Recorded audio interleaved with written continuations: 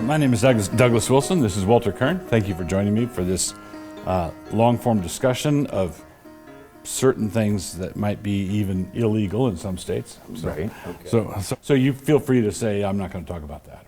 I will. I wanted to talk about poetry. I wanted to start with poetry. Sure. What do you think has happened to poetry over the last 200 years? It used to be that everybody knew who the poet laureate was. Everybody would have, in England, everybody would have Tennyson in their homes. Longfellow and all, poets of that school were household names, right? What's happened to poetry? To poetry as a public art. As a public art. It seems to me to be going increasingly private. I started out as a writer wanting to be a poet.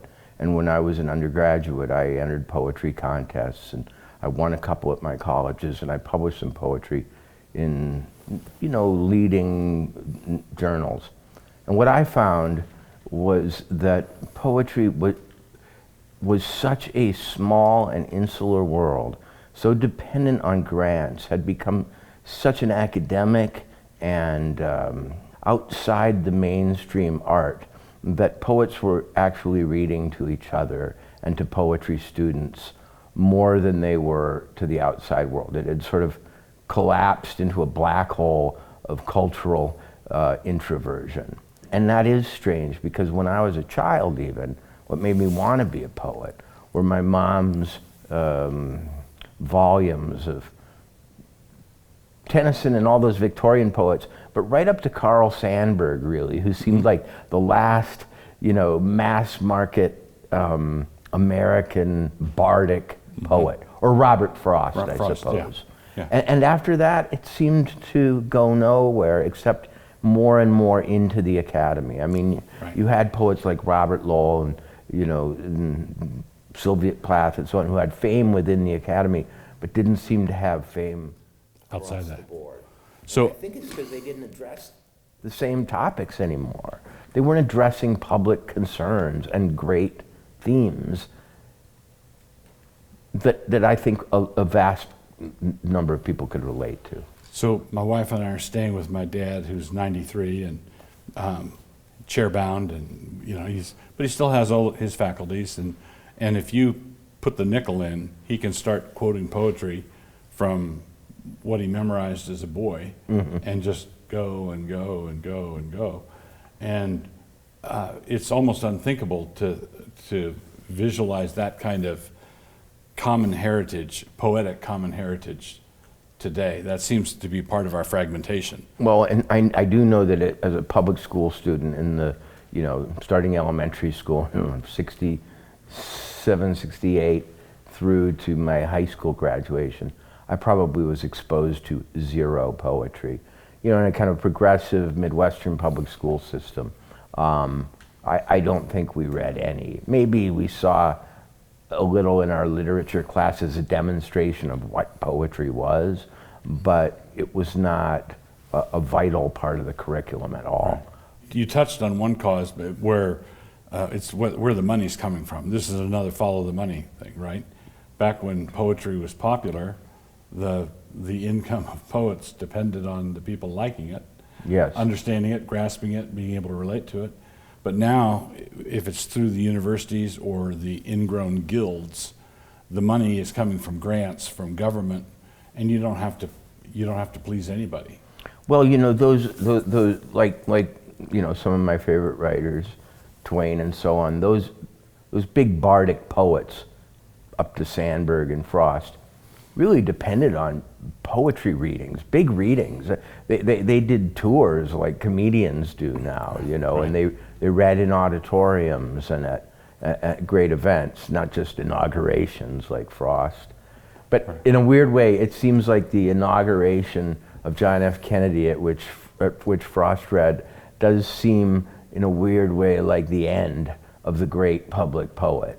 We've had those occasions since, but I think they've shrunk in. So there's a parallel art. Tom Wolfe wrote a great little book called The Painted Word. And what it boils down to is the definition of poetry is it seems like with the other arts, today poetry is whatever a poet does, right? Yeah. Art is whatever an artist does. So the trick is to get your guild card stamped. If you get into the guild and have the right to call yourself an artist or a poet, or Well, something I sometimes say is only in America would we professionalize the creative arts. And we've professionalized creative writing with the MFA degree. And that's where poets come from now. They come from Masters of Fine Arts programs at various universities who also publish journals, which the poets use as their first exposure. Entree, yeah. And it, like I say, it's an almost completely insular inside game. Sandburg, Frost, other poets of the Harlem Renaissance, I think, were actually fairly well-known poets as well. Langston Hughes, Gwendolyn Brooks, they had big audiences, but somehow this professionalization, this degree-giving academic circle in which you get the degree, then you teach the thing, and then you publish in the magazines that the universities publish, and your awards are given also in a interleague sort of way, and then your government grants and foundation grants recognize your ascent through the ranks. right. It So it leaves everybody else out. So you have poetry journals with a subscription list of 35, Yeah. 32 of them being libraries, university libraries. And so it's all inside baseball. Well, poetry does strangely have a rich endowment financially. Poetry Magazine and the Poetry Foundation in Chicago, a place I published, I think received tens and tens of millions of dollars, if not over 100, not many years ago. So they can keep doing what they're doing. Yeah, it's an economy divorced from the rest of the world. And yet, I think that the appetite for poetry is almost a constant in people. They may not like the poetry that the Academy likes, or they may still like the Tennyson style poetry, but I don't think it's gone away. It's just that we've failed to reproduce the big poets. Right. So the human appetite for poetry remains. Yes. And might be satisfied with knockoffs, Hallmark card stuff. Right. Or lyrics of songs. People, Sure. quoting lyrics of songs the way their grandfathers might used to have quoted a line from a poem. Well, I don't want to not be completely out of it. I suppose there are people who would claim that popular musicians are the heirs to the great poets. My objection to that would be that poetry should live not only in performance but on the page. I happen to think that. Right. And I think that if I wrote down the lyrics of those artists who others might claim through popular song are poetry, I might not be very satisfied reading it and rereading it. One of the volumes of poetry I once read, and this will cause your admiration for me to rise. Right. It was written by Jim Morrison of The Doors. Right. A volume of poetry, and it was like somebody on LSD trying to write the Book of Revelation. It was just. Yeah. When you have a band behind those lyrics and a manager and a producer who are sort of paring it down and acting as the audience's eyes and ears, sometimes it can work. But I can't imagine being alone with a book of that stuff. Yeah. But there are a lot of artists and writers who they've claimed are the poets of our time. Bob Dylan got the Nobel Prize for Literature, presumably for the lyrics, not the song, the sound. And then listening to Dylan, there are moments where I think, yeah, that was good. But trying to imagine reducing all his lyrics in a leather-bound volume. And it has been done, and I've seen the book. I haven't bought it. I'm a Dylan fan myself. I don't know that I am that much of a Dylan fan. I don't need to see it in that form because most of the songs are in my head. Yeah, I mean, that seems to be the last of the great troubadours, and he himself, I think to his credit, was quite literate. You know, his early songs will have references to Dante and the Bible and Shakespeare and so on. You know, he saw himself as that. One of the things I want to get to is going upstream. I think we've agreed on what has happened. Poetry is now insular, an ingrown group, and it's not connected to the lives of people generally. Right. So is this, do you think it's simply a function of money and things like MFA programs, or do you think it has to do with any currents in poetry itself? Like going back to the Romantics, let's say. Well, okay, I'm going to stop for a second and say there is a spoken word poetry scene, which I am not really up on, but which I'm aware of. It doesn't seem to result in best-selling books. It is a kind of competitive art. You know, I'm gonna frame my ignorance about it and put it there, so I don't seem completely out of touch. But I do think that the content is what you're saying. The content of poetry is somehow related to its demise as a influential public art. You know, the Romantics and then the Victorians seem to be addressing transcendent themes. You know, whether the Romantics especially, but even the Victorians. Even Browning is writing about great personages and great dramas, and you know, he's often recreating Shakespearean situations and so on. And so that kind of confidence doesn't seem to be part of the poetry scene anymore. Poetry became very, very introverted. It became about the most subjective of experience. Feelings. Yes, feelings, and especially sort of negative. And you know, if you think about a poet like Sylvia Plath, who's still, to anybody who goes to college to study poetry, is still a star. You know, they will, you know, inevitably study her work, and it's about very repressed, warped, painful subjective experience. Right. And I think it appeals especially to adolescents and their more troubled moments, yeah. But it's not something that would be read at the dinner table. It's not something that, you know, what's interesting about great poetry is that a child of 12 will read it, and old, you know, grandparent of 80 will read it, and they will kind of be able to come together over it. It doesn't speak specifically to, you know, one phase of life. Right. Keats is, you know, Keats makes statements that are as inspiring and provocative to a 12-year-old as they are to a 90-year-old. I don't know that Sylvia Plath does that. If I were talking to a student in an MFA program, what are you going to do? I'm writing my final project, and my dad was a veteran of the Battle of Fallujah, and this is an epic poem about the Battle of Fallujah. Our immediate reaction would be, you're going to churn out something like the Ballad of the Green Berets or something, right? It's going to be hokey, it's going to be bad. Kitsch, yeah. Right?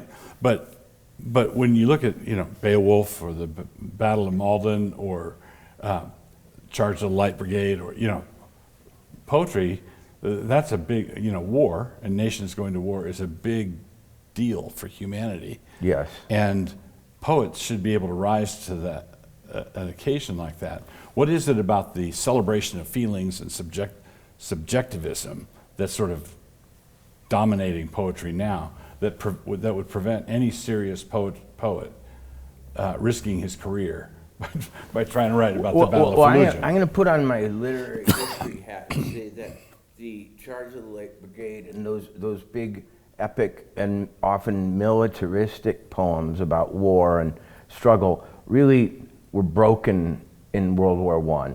You know, the last real Enough of that, right. The last real poets of war were the very young Owen and other poets, and Sassoon, who wrote about the sort of tragedy and futility of war. So it wasn't possible, I think, to strike up the martial band anymore in terms of, and Randall Jarrell, he did write about World War II, and other poets did to some extent, but in the same way that celebrating or even narrating warfare is harder in this century after the experiences we've had. So you would say it's for the same reason that we don't have ticker tape parades for the troops anymore? Yes, right. Yeah, really. I mean, and there was a lot of anti-war poetry in Vietnam, and there was a moment, I mean, I'm thinking back to the 1960s when a Russian poet by the name of Yevtushenko made a big tour around the United States and sort of revived the bardic tradition. And I don't know what it is about poetry needing a poet behind it. You know, Byron, Browning, Tennyson, Longfellow, etc. They were pretty charismatic, even Frost, and even photogenic in their way, or you know, they interview well. Yeah, they looked like poets.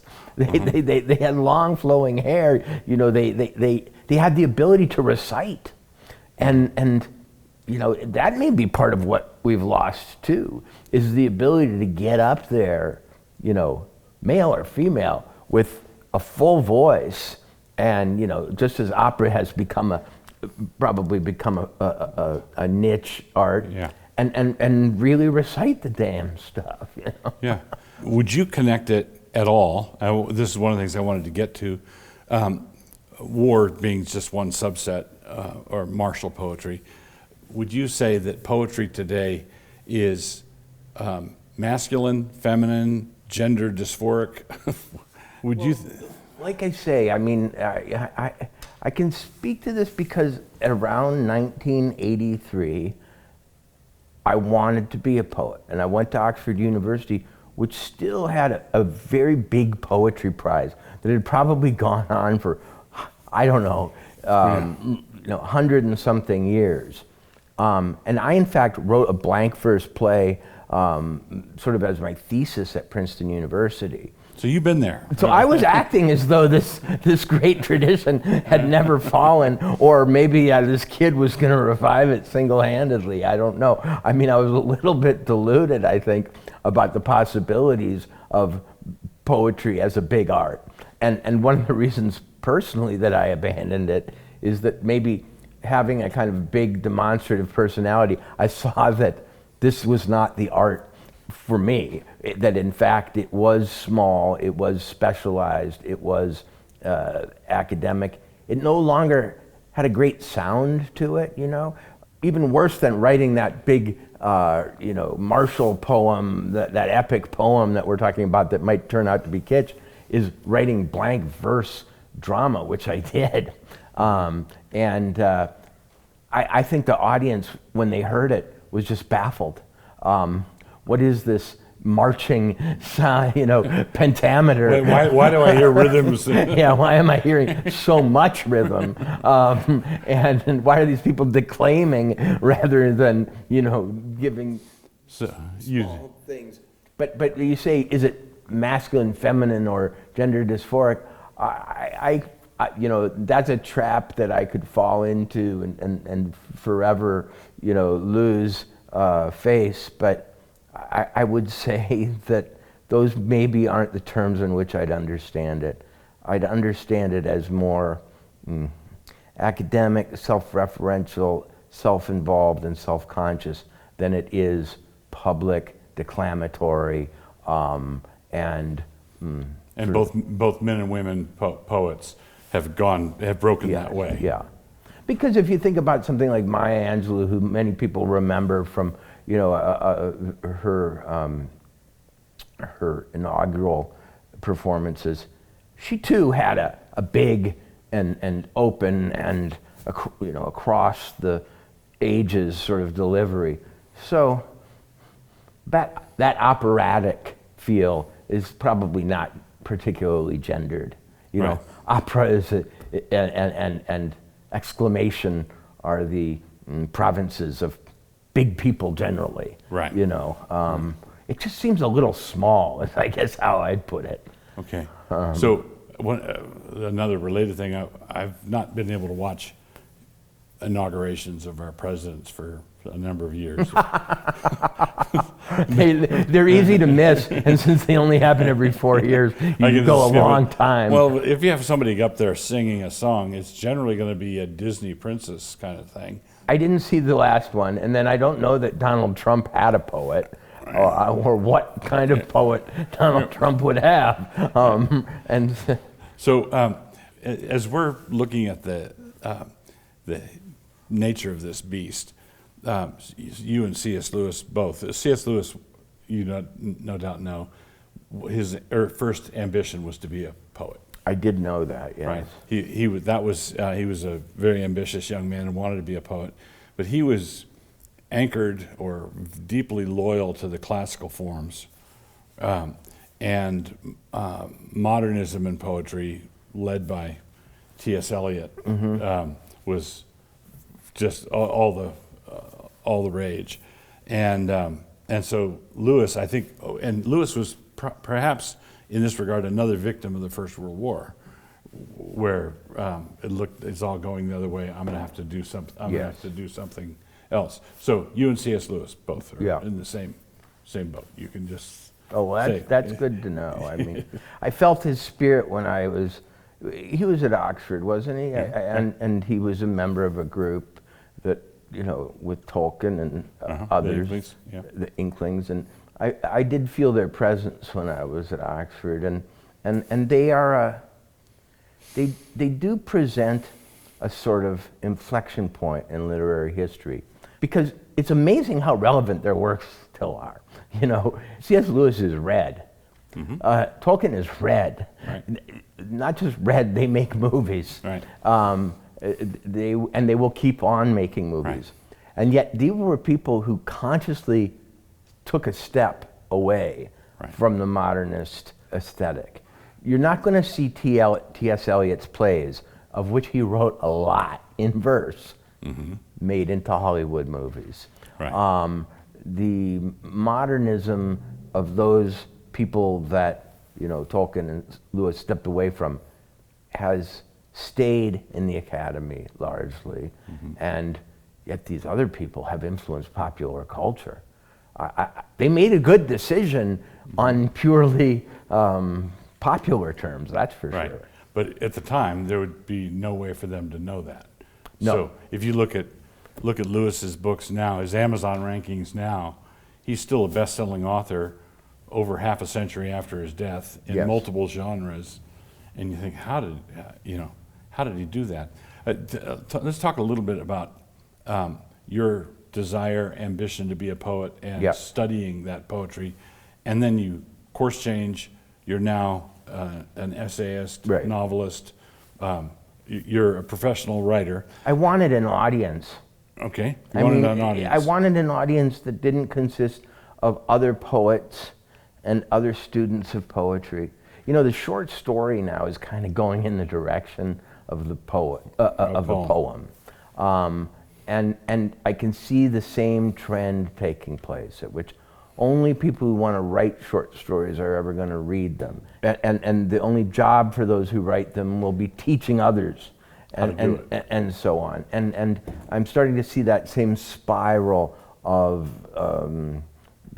introversion and insularity take place with that form. What benefit do you think your study of poetry had on your prose?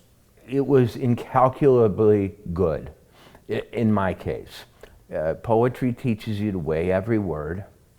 It teaches you that the music of a statement is as important as its sense, and at least as important, as Lewis Carroll proved. Right. He proved that if you get the music right, people will add the sense. With his sort of nonsense poetry, it sort of almost crippled me in some sense to be a poet first, because so little prose nowadays has, and I'm just going to be as elitist as I can be and say that so little prose has a real awareness of rhythm, meter, and music. And that is what comes from the study of poetry. Right. The music of language. Yeah, so there's a metrical structure of prose. Yeah. It's not as tight and disciplined as the classical forms of poetry would be. Right. But you should, if someone said scan this line, and you're a writer, you should be able to say, here are the stresses. There are tricks that you learn in poetry about how to create the sense of an ending, for example, a sense of resolution in a line, that used in prose work beautifully. But people don't know them. It's as though musicians don't understand how to play their instrument fully. And that's a paradox. Though there may not be big poets, and though there may not be touring poetry series that draw audiences, and there may not be poets appearing on TV and so on, or making best-selling books, you can't, if you want to understand language, not understand poetry. You still have to go there, I believe. Right. The art itself may be in some sort of shrinkage, but it is still absolutely necessary for anyone who wants to write well, right. I think. There's another thing, found poetry, where if you took an essay by Annie Dillard and just made free to put the line endings where you felt like you could make some contemporary poems out of what she does. It's true, you could. But she really is a consciously poetic writer. Right. She's one of those whose prose is very distinctive and sort of broken up and in some ways anti-poetic. She really jams it up sometimes. She makes consciously ugly sentences that you read over and over again. But she definitely has a background in poetry to be able to do that.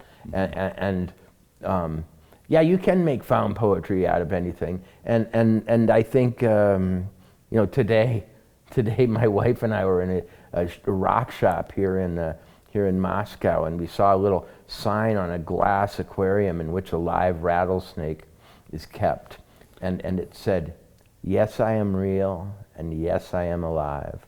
And I put that on Twitter as a little evidence of found poetry. It was a little naive, but at the same time, it sounded to me like something that a young man in Shakespeare might say. Right.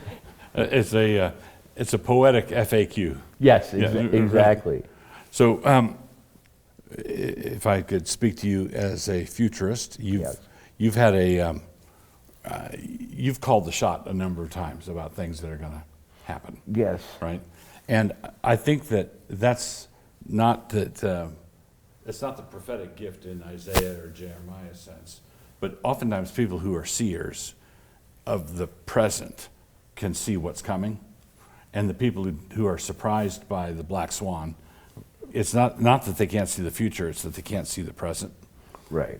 If you really see what's going on in the present, you can anticipate what's coming. In the world of letters, which is going through, all the things we've talked about, the guild, the universities, MFA programs, but now we're going through the digital revolution. Yes. What do you think the future of letters broadly might be? And books, novels, you've already indicated that short stories are maybe heading for a problem.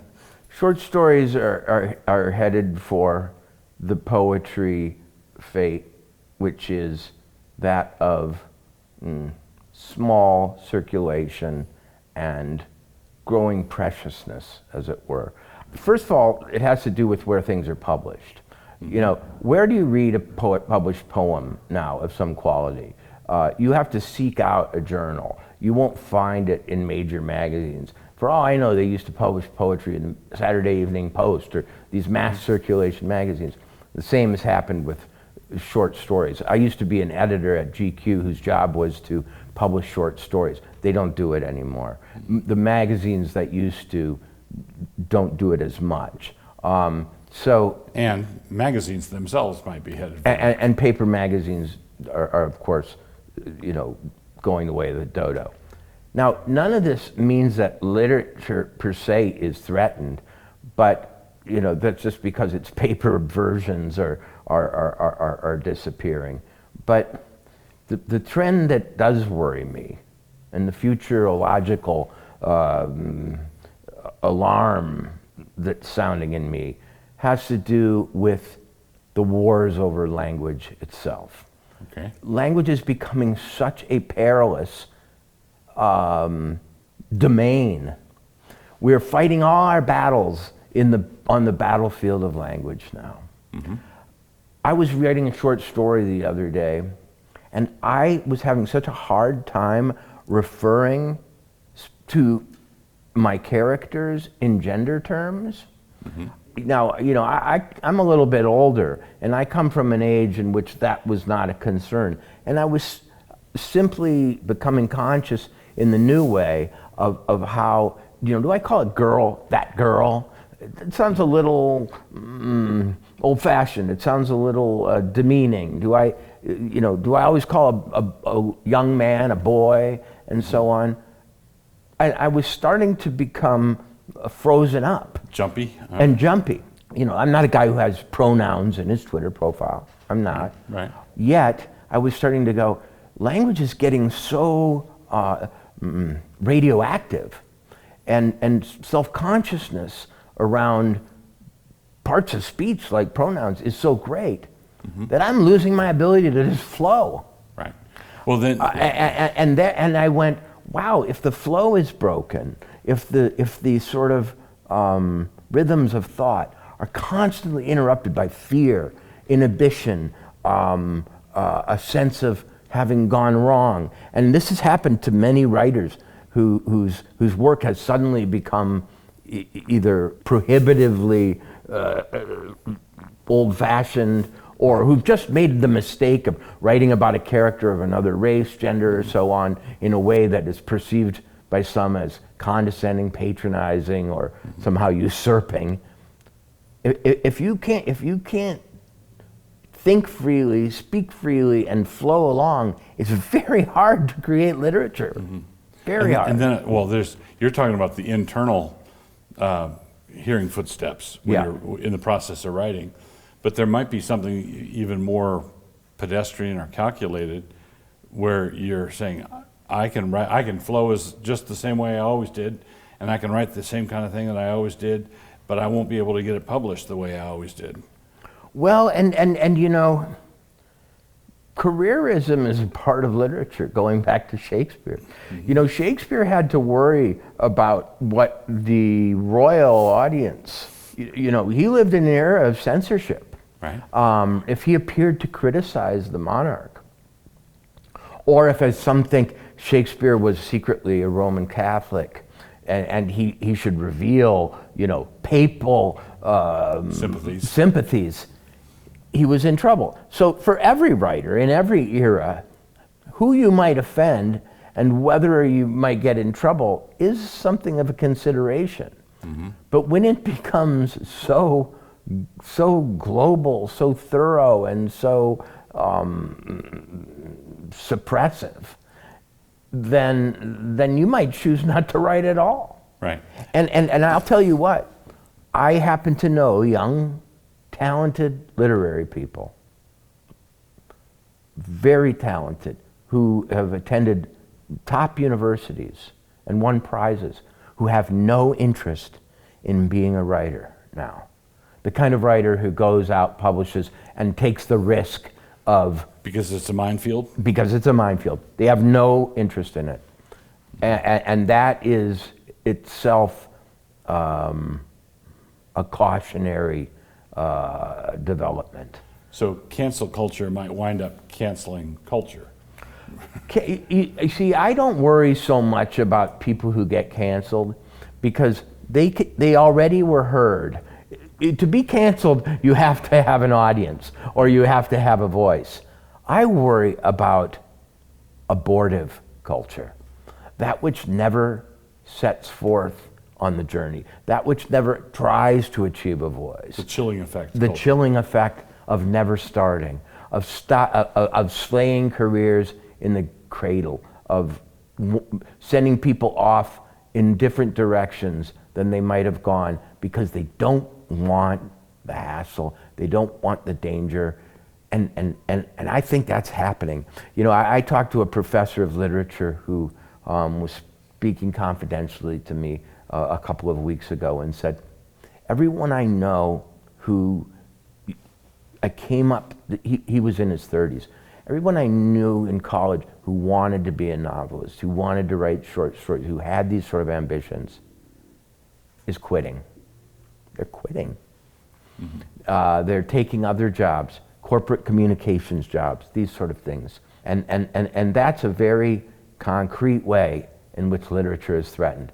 If the people who feel the spirit or have the talent or the aptitude are themselves resisting the career, then you have a bad situation. Thank you very much. It's been great to visit with you. Thank you. Boy, was that pessimistic. Yeah. And then fade to black. Yeah.